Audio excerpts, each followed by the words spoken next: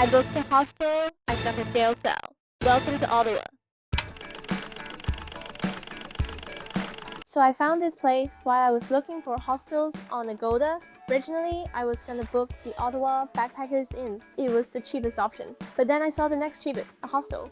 In a jail? Yeah, obviously I had to book it. Turns out, this place isn't just jail themed, it's actually a former prison. Like, legit. Built in 1862, it was Ottawa's main jail for over 100 years. You can still walk through the top floor, which used to be death row, peek into solitary confinement cells. And yes, the gallows, still there, still fully intact. That exact spot is where prisoners were publicly hanged. As in, 5,000 people would gather in the courtyard to watch, like it was a public event. And apparently, there are unmarked graves buried underneath the yard. So yeah, sleep tight. And now you can book it on Agoda and spend the night for like $43. And what's more was these anti-suicide bars did not exist back then, because this used to be actually open and exposed. We, the hostel, installed these in 2012 for safety of the tours. So these used to be absolutely open and exposed. Yeah, they would hang people from there and then just drop the bodies down the shaft. Or they would open this up and throw people who were alive from the top and try and land them into the hole. Like this is the original lock right here. So this latch would absolutely pop into place and well, stick into place right here. So that's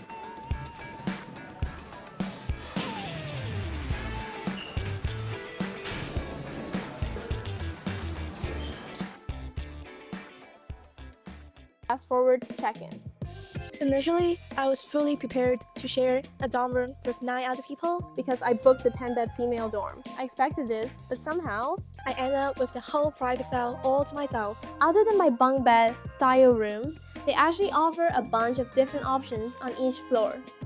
There's the authentic single jail cell, literally a preserved original cell with just enough room for a single bed and your existential thought. There are family rooms and bigger dorms if you're traveling with friends.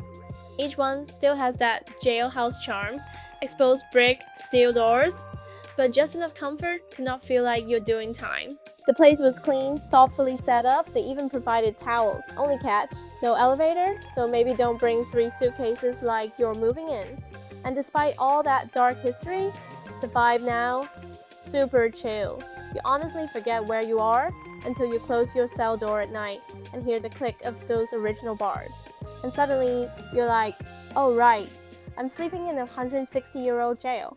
After spending a night in a jail cell surrounded by ghost stories and actual gallows, I needed something soft, so I went to hang out with a milk cow. Welcome to the Canada Agriculture and Food Museum.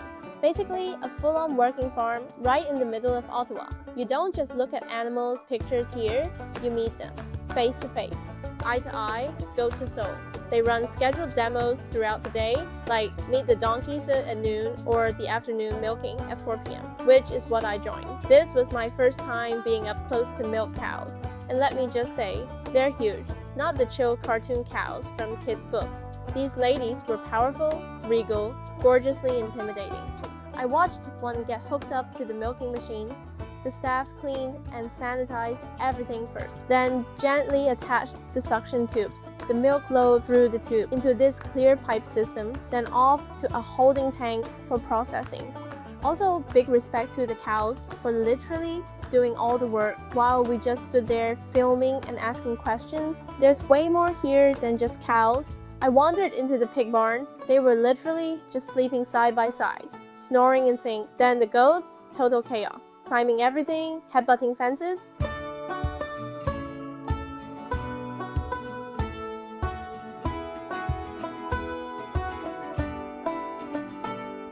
I also checked out the bee house. It's a glass wall structure where you can watch the bees work in real time. And they painted the queen so you can easily spot it. Apparently, they even do a cattle release after dark, which sounds like the most peaceful stampede ever. And honestly, the whole area around the farm is just calm. There's a bike path right nearby, lined with trees and wildflowers. You hear birds, maybe the odd sheep in the background. It didn't feel like a museum. It felt like I stepped out of the city and into a postcard. After hanging out with goats and cows, I wandered back into the city and stumbled into this park. I still don't know the official name, but it was giving major Ottawa Central Park vibes. There were people slacklining between trees, doing partner yoga, painting, playing guitar, journaling in hammocks. It was like stepping into a calm, artsy, alternate universe. Like a group of strangers just collectively decided to romanticize their lives at the same time. The energy was so laid back, but also a little surreal. I just sat on the grass for a while, watching everything unfold. No plan, no rush, just vibes.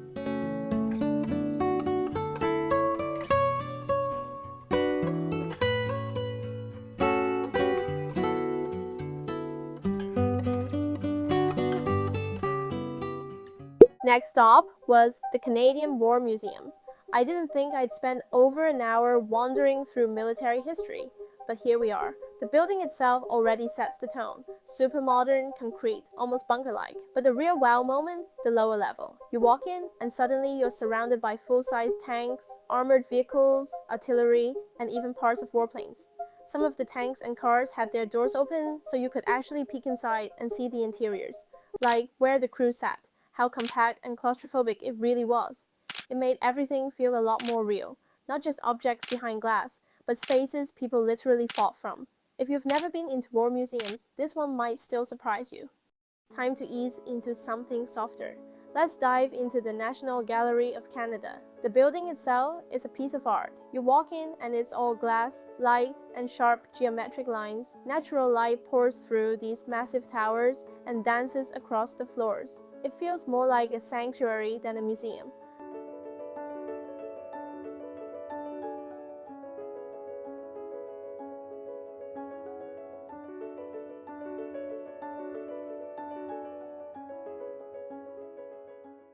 After hours of art and quiet corridors, I stepped back outside.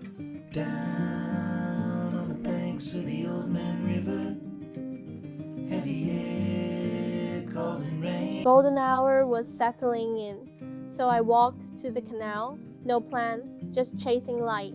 The water was calm, the sun dipping low, and everything slowed down.